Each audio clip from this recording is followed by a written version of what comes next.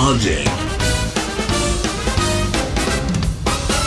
Salut tout le monde, je commence la série des tutoriels des touches de raccourcis iLogic et Logic Pro. Celui-ci contient 13 raccourcis, soit l'enregistrement, rembobiner ou avancer d'une mesure à la fois, activer ou désactiver la bibliothèque, les 4 raccourcis de l'armement de piste, lecture ou stop, arrêter ou lire à la dernière position de localisation, la sélection de piste et faire énoncer le nom de la piste sélectionnée. Premièrement, la description physique des touches du pavé numérique.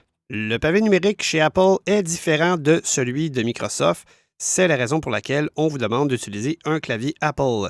Ceci dit, description des touches. Sur la rangée du bas complètement du pavé numérique, le premier bouton à gauche, c'est 0. C'est la touche la plus grosse du pavé d'ailleurs. Ensuite, vers la droite, c'est la virgule ou le point.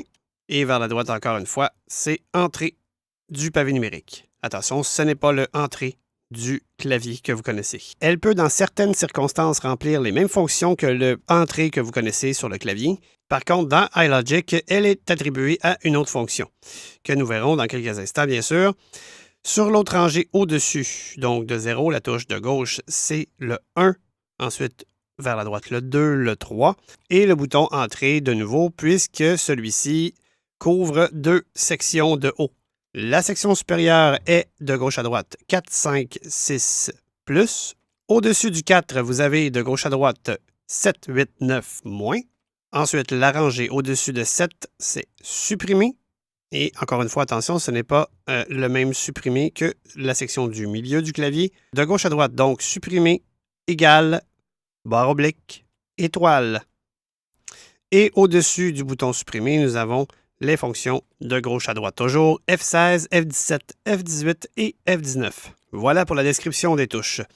Maintenant, dans iLogic, tous les touches sont attribuées à une fonction précise, soit en solo ou en combinaison avec d'autres touches. Évidemment, pour pouvoir enregistrer, il faut au préalable que l'armement de votre piste qui est sélectionné soit activé.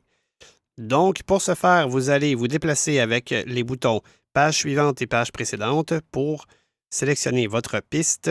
Page précédente et page suivante se trouvent dans la section du milieu du clavier au-dessus des flèches. On a 6 boutons. Page suivante se trouve dans la section du bas complètement à droite et juste au-dessus de celui-ci, on a page précédente.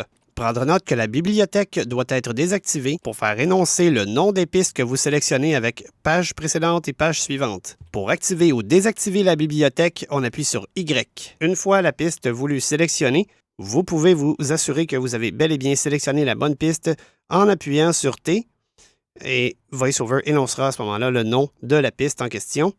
Classique électrique piano. Pour armer notre piste, on appuie une fois sur Entrée du pavé numérique.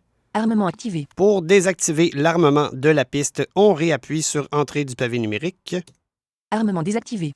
De cette façon, aucune chance d'effacer ce que vous venez d'enregistrer, puisqu'il faut absolument que l'armement soit activé sur une piste pour pouvoir lancer l'enregistrement. Pour faire énoncer l'état de l'armement de la piste sélectionnée, on appuie sur Entrée du pavé numérique 2 fois rapidement.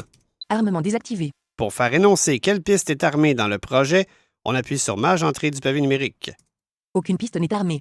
Et finalement, pour désarmer toutes les pistes du projet, on appuie sur Mage Entrée 2 fois rapidement. Désarmer toutes les pistes. Pour reculer d'une mesure à la fois, on appuie sur 1 du pavé numérique. Et pour avancer d'une mesure, on appuie sur 2 du pavé numérique. 6 mesures, un battement, un division, un tic. 7 mesures, un battement, un division, un tic. 8 mesures, un battement, un division, un tic. Je vous expliquerai dans un autre tutoriel le fonctionnement dans Logic pour les mesures, le temps, les divisions et les tics. Maintenant, passons au 0 du pavé numérique qui nous sert à déclencher l'enregistrement. Vous pouvez déclencher l'enregistrement à l'aide de cette fonction, peu importe que votre projet soit à l'arrêt ou en pleine lecture. Assurez-vous bien sûr que l'armement est activé sur la ou les pistes que vous voulez enregistrer. Je vous ferai la démonstration dans quelques instants. Bien sûr, vous n'entendrez aucune énonciation de VoiceOver lors du déclenchement de l'enregistrement, puisque en aucun cas on veut entendre la synthèse vocale parlée lors de l'enregistrement. Pour arrêter l'enregistrement en cours, on appuie sur la barre d'espace et la tête de lecture se positionnera exactement à l'endroit où vous avez arrêté l'enregistrement. Par contre, si vous voulez arrêter l'enregistrement et que la tête de lecture se positionne à la dernière position de localisation, appuyez sur Option Espace. Voici un exemple. Je lance le projet avec espace. 4 temps, 4 divisions. Ensuite, j'appuie sur 0 du pavé numérique pour lancer l'enregistrement. Et maintenant, je peux enregistrer ma piste.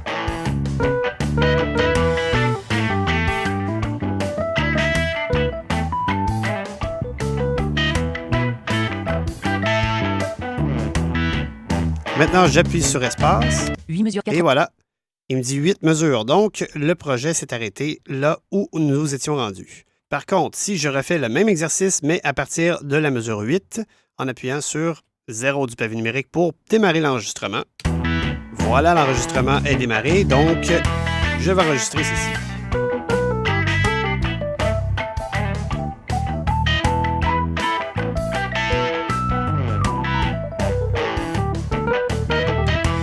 Voilà, maintenant j'appuie sur Option Espace.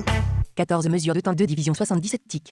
8 mesures, un battement, 1 division, 1 tic. VoiceOver nous énonce en premier lieu la position d'arrêt d'enregistrement.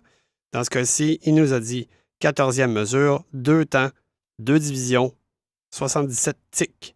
Et par la suite, il nous énonce la position de la tête de lecture.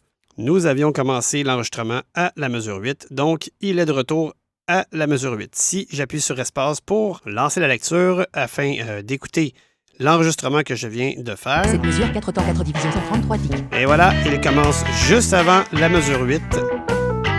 Et on peut entendre l'enregistrement. Je vous entends déjà dire « Oui, mais il n'est pas parti de la mesure 8, temps 1, tic 1. » Vous avez bien raison, c'est normal, c'est logique. Lors de la lecture, Logic va toujours partir quelques tics avant l'emplacement de la tête de lecture. Voilà, j'espère que ça vous a plu. Si vous avez des questions, suggestions ou commentaires, je vous invite sur le site web d'iLogic au www.ilogic.fr ou nous écrire sur l'adresse courriel d'iLogic au ilogic.contact@gmail.com.